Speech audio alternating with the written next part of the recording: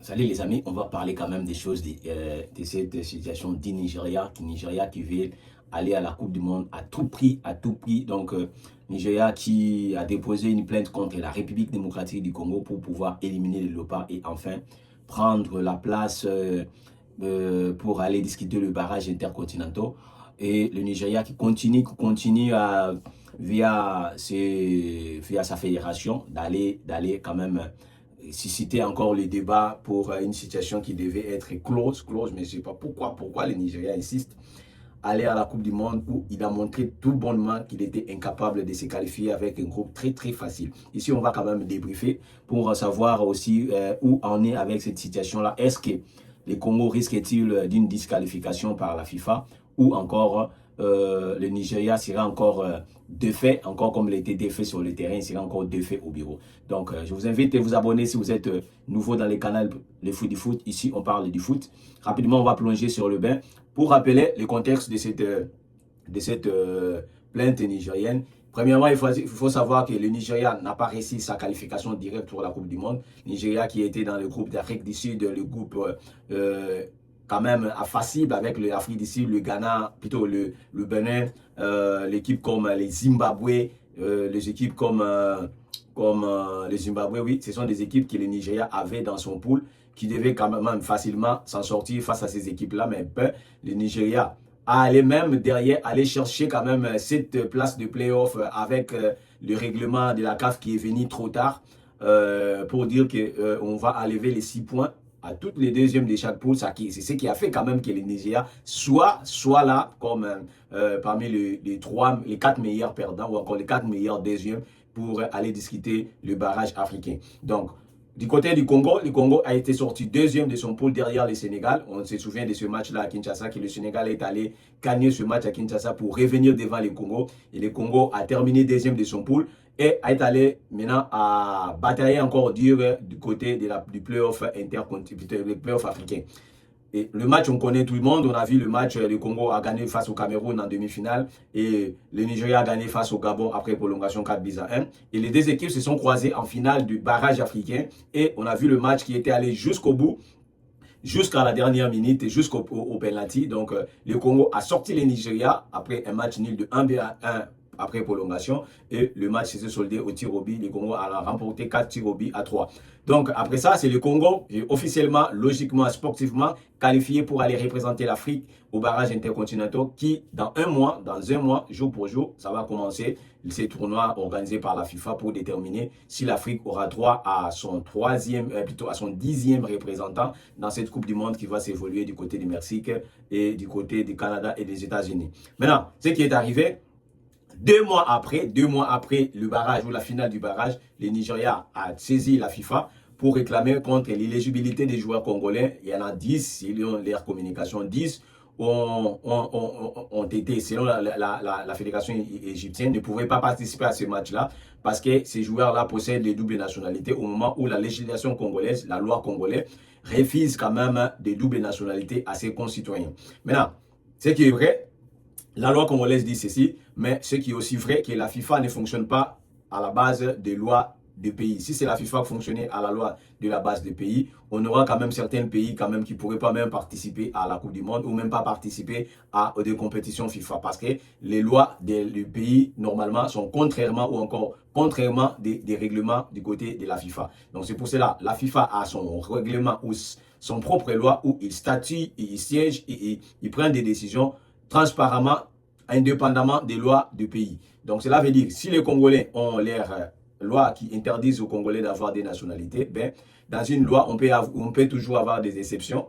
On sait tout le monde que dans la loi, il y a toujours des exceptions. Ou encore, on peut faire une ordonnance loi pour exonérer certaines personnes dans ces lois-là. Donc, s'il s'agit de la Fédération congolaise ou encore du Congo d'éprouver devant la FIFA. Mais à ce qui concerne le vrai motif de cette requête du Nigeria, le Nigeria veut aller à la Coupe du Monde à tout prix. On se souvient bien que le Nigeria en a fait déjà une première requête, c'était contre l'Afrique du Sud et ça donnait résultat. On a retiré 3 points à l'Afrique du Sud et et que l'Afrique du Sud, qui avait quand même sa qualification en main, devait batailler encore 10 jours la dernière journée pour pouvoir aller à la Coupe du Monde. Mais le Congo, quant à son lui, des joueurs dans lesquels les Nigériens contestent face au Congo, ce sont des joueurs qui ont déjà évolué avant même le barrage africain. Ils ont joué au match de poule face au Sénégal, je me souviens, face au Burkina Faso, plutôt face au Togo ou encore face au Soudan. Ces joueurs-là, qui est les Nigeria contestent comme Aaron Bissaka, comme d'autres joueurs, ces joueurs-là ont déjà évolué. Cela veut dire ont reçu l'autorisation officielle de la FIFA.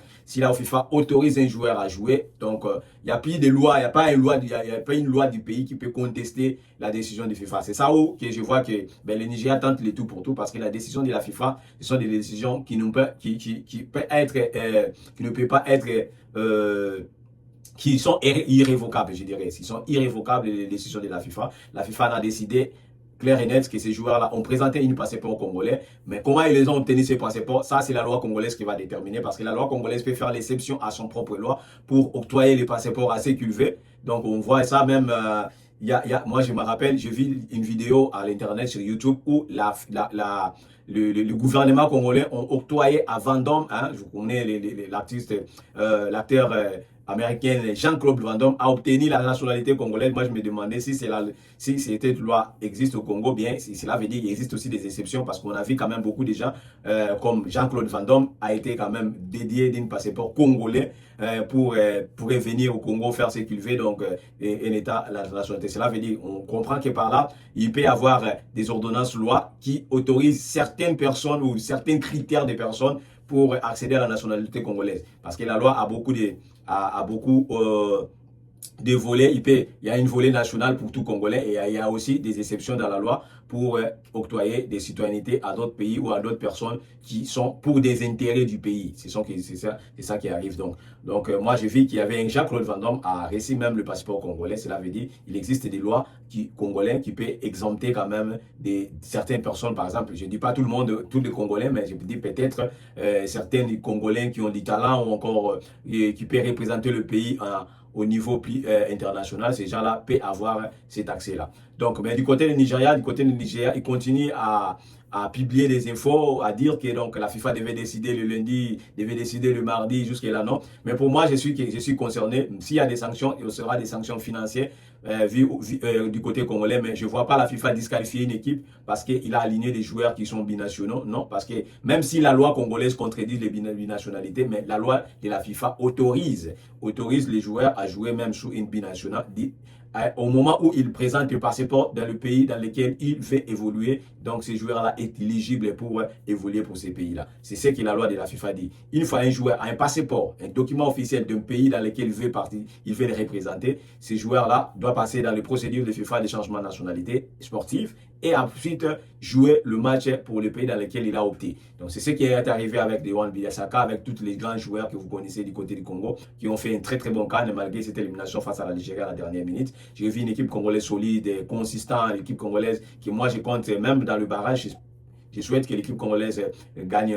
Je ne vois pas l'adversaire vraiment qui pourrait me faire douter de l'équipe congolaise, même si le Jamaïque joue aussi bien, mais je pense que le Congo peut battre la Jamaïque et passer devant la Jamaïque et se qualifier. Donc, il n'y a pas de mal. Et cette équipe-là, s'il se qualifie, il sera dans le groupe de Colombie et le groupe de Portugal et de Cristiano Ronaldo. Ça serait quand même, nous serons hâte de voir ces Congolais-là qui ont toujours mouillé les maillots. J'ai vu quand même cette équipe avec beaucoup de volonté, beaucoup d'abnégation quand ils jouaient la CAN. On a vu le match contre le Sénégal, ils ont livré un match XXL. Donc c'est une équipe congolaise très solide qui est en constante évolution. Et cette équipe-là peut faire quand même une bonne figure lors du prochain CAN et représenter honnêtement et clairement les continents africains lors de la prochaine Coupe d'Afrique des Nations. Du côté Nigeria, ils vont continuer de croire, Ce qui est mauvais, c'est qu'ils alimentent des croyances à la population et aux supporters nigériens qui croient que la FIFA devait trancher, que la République démocratique devait être éliminée. Si la FIFA tranchait ainsi, le Nigeria, je ne pense pas que le Nigeria se qualifierait directement parce que le Cameroun aussi en bénéficiera de cette décision. Quand dites des autres pays qui étaient dans le même pool avec le Congo, et même quand dites, parce que ces joueurs-là ont joué la CAN, on a vu tous ces joueurs-là jouer la CAN. S'ils ont joué la CAN, cela veut dire même la CAF a jugé bon que ces joueurs-là peuvent représenter la République démocratique du Congo. Mais imagine si cette répercussion, comment on va faire avec tous ces procédures. Donc, moi, je crois que la décision décision est déjà simple. La FIFA va prendre une décision. S'il y a des sanctions, ce seront des sanctions financières pour la République démocratique du Congo et ça ne serait pas des sanctions en termes de disqualification. Donc, merci si vous avez aimé. Dites-moi dans vos commentaires, qu'est-ce que vous pensez? Est-ce que vous pensez que la FIFA va éliminer la République démocratique du Congo, va disqualifier les Congolais pour faire valider les Nigérias, ou encore vous pensez que le Congo a réussi son ticket sur les terrains et il mérite mieux ce ticket pour aller défendre l'Afrique dans les barrages intercontinentaux? Laissez-moi vos commentaires, laissez-moi vos commentaires, vos avis plutôt dans les commentaires pour qu'on puisse décider. Prochaine vidéo, à demain.